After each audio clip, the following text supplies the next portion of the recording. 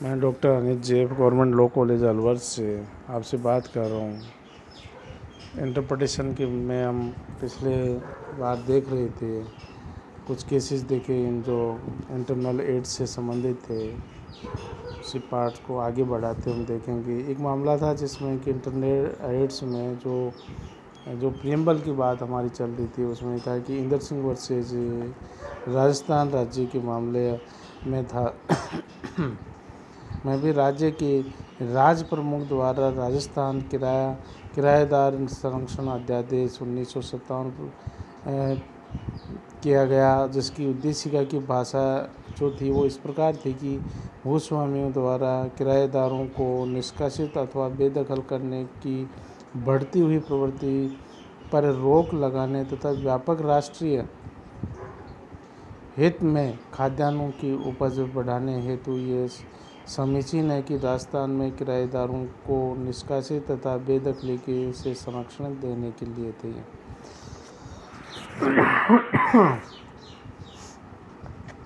तो इसमें supreme court में मामला गया और ये कहा गया कि सुप्रीम कोर्ट ने भी ये अभी निर्धारित किया है इसमें कि उद्देश्य का स्पष्ट और अध्यादेश के उद्देश्य को वर्णन करती है तथा विधायक यह तय करने के लिए पूर्णतः सक्षम है कि किस तिथि से यह विधि अस्तित्व में आए तथा सरकार को यह तय करने का भी विवेकाधिकार प्रदान किया जाए कि कौन से मामले इस अध्यादेश में प्रवर्तित के बाहर रहेंगे। एक अन्य मामला था जिस कंगसारी वर्सेज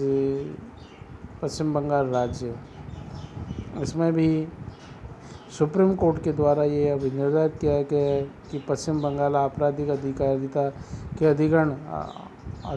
1952 के अंतर्गत जारी की गई अधिसूचना द्वारा एक विशिष्ट क्षेत्र को अशांत घोषित कर दिया गया था। इस अधिनियम के अंतर्गत गठित किए गए अधिकरण के समक्ष अपीलार्थियों की कतिपय अपराध कारित किए जाने के आरोप में अभियोजित भी किया गया था। तो इसमें उच्चतम न्यायालय ने ये अभी निर्धारित किया गया और साथ में ये भी कहा गया कि आर्टिकल 14 के अंतर्गत ये जो बात है वो कि भाई किसी क्षेत्र को मतलब अशांत घोषित कर दिया जाए तो आर्टिकल 14 का वोलेशन है और इसलिए अधिनियम की जो बात है वो असंवैधानिक है। लेकिन सुप्रीम कोर्ट ने इसमें कहा कि ने ये जो तर्क था वो उसको नामंजूर करते हुए कहा कि अधिनियम की उद्देशिका से स्पष्टतः इस कानून के उद्देश्य का वर्णन कर दिया गया है कि अशांति के कारण राज्य की सुरक्षा के लिए उत्पन्न खतरे का सामना करने के लिए, लोक शांति व प्रशांति बनाए रखने के लिए तथा व्यापार व उद्योग के संरक्षण के लिए विशेष प्रक्रिया के अंतर्गत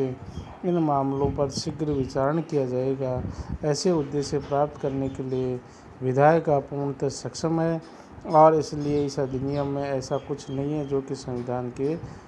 अनुच्छेद 14 के विरुद्ध हो। एक अन्य मामला था जिसमें Motipuri Zamindari company private limited versus Bihar राज्य, जो सुप्रीम कोर्ट के द्वारा निर्धारित किया गया और इसमें जो 1947 का जो तो बिहार विक्रय कर अधिनियम के परिभाषा और उसके बाद में संशोधन किया गया 1950 के अधिनियम की उद्देशिका की भाषा इस प्रकार थी कि यह बिहार विक्रय कर अधिनियम 1947 का संशोधन करना और बिहार विक्रय कर अधिनियम 1947 के अधीन देय विक्रय कर की दर 1950 की अप्रैल से पहले दिन से प्रारंभ होने वाले वित्त वर्ष के लिए निर्धारित करना है। तो इसमें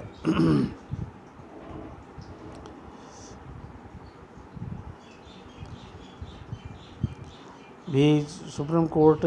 ने उद्देशिका की अवज्ञा करते हुए बिहार वार्षिक वित्त अधिनियम 1950 में प्रयुक्त शब्द व्यवहारी शब्द का निर्वचन किया था और ये भी बताया कि उद्देशिका में दर्शाया गया है जब व्यवहारिक शब्द का संशोधन परिभाषा की भाषा असंदिग्ध है, चूँकि धारा से सुस्पष्ट भाषा की तुलना में उद्देशिका की वरीयता नहीं दी जा सकती है, अतः उद्देशिका को अस्वीकार कर दिया जाना चाहिए। उधर की तरफ से तर्क दिया था। एक अन्य मामला था जिसमें SC. Sharma versus Delhi administration का मामला था, जिसमें सुप्रीम कोर्ट के द्वारा मामला जो कि भ्रष्टाचार निवारण अधिनियम 1947 की धारा 5 के अंतर्गत ये मानते हुए सुप्रीम कोर्ट में ये धारा 5 को स्वयं की दोष सिद्धि को चुनौती दी, और उसका तर्क ये भी था कि दिल्ली विशेष पुलिस स्थापना की पश्चात दिल्ली पुलिस के भ्रष्टाचार निरोधक विभाग के घूसखोरी के मामलों में अन्वेषण का अधिकार समाप्त हो गया, क्योंकि दिल्ली विशेष पुलिस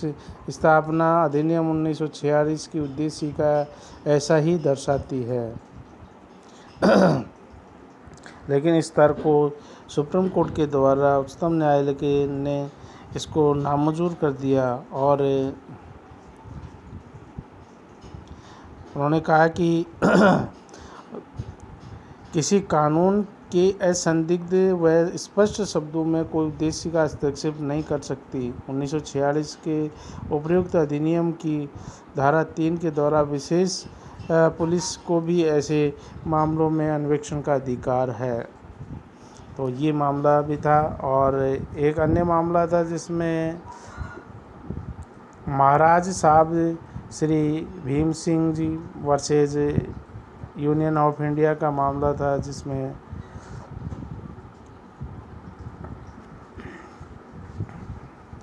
नगर भूमि अधिनियम सीमा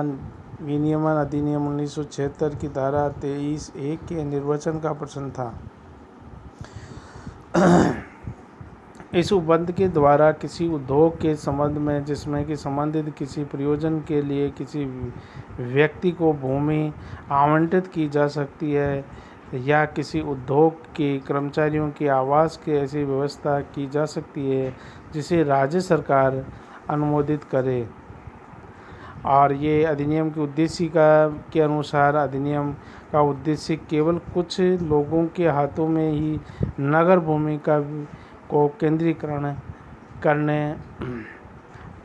केंद्रीकरण रोकने और सामान्य हित को उसका वितरण करना था। न्यायालय द्वारा ये अभी निर्धारित किया गया कि उद्देशिका के साथ ही धारा 23 के सबक्लोज 4 की परिप्रेक्ष्य में है और निर्वचित किया गया, जिसके अनुसार ये खाली भूमि को सामान्य भूमि में उपयोग में वितरित किया जाना चाहिए। तो इसमें न्यायालय द्वारा ये अभी निर्धारित किया गया। तो ये जो मामले देख रहे हैं जो कि सुप्रीम कोर्ट के द्वारा अभी निर्धारित किए गए हैं कि उद्देशिका की सहायता ली जा सकती है या नहीं ली जा सकती, तो इसके लिए है कि न्यायालय द्वारा स्पष्ट जैसा कि पिछले जो वादों में हमने देखा है कि यदि न्यायालय ने माना है कि जब कोई कानून के प्रावधान स्पष्ट हैं, असंदिग्ध हैं, तो न्यायालय उसमें मतलब उस अधिनियम के जो प्रावधान है और वो स्पष्टता को दर्शाते हैं, तो न्यायालय उद्देशिका की सहयोग की आवश्यकता को महसूस नहीं करता। न्यायालय वहीं उद्देशिका से सहयोग लेने की बात को अग्रसर करता है जहाँ की कोई अस्पष्टता हो, कोई संदिग्धता हो या कोई दोहरा अर्थ लग रहा हो, तो न्यायालय फिर उस में उद्देशिका के से सहयोग लेते हुए संबंधित जो न्यायपालिका के समक्ष रखी गई जो समस्या है उसका निराकरण करने का प्रयास करता है। तो ये हम कह दें कि जो इंटरनल एड्स की जो बात हम कर रहे हैं, तो यदि कोई भाषा अधिनियम की भाषा स्पष्ट है, संदिग्धता नहीं है और दोहरा अर्थ भी नहीं लगा रही, तो न्यायालय सामान्यतः जैसा अधिनियम में बताया गया है, जैसे इन अधिनियम के प्रावधान हैं, उन प्रावधानों के अनुसार ही न्यायपालिका द्वारा अपना निर्णय को अग्रसर किए जाने का प्रयास किया जाता है।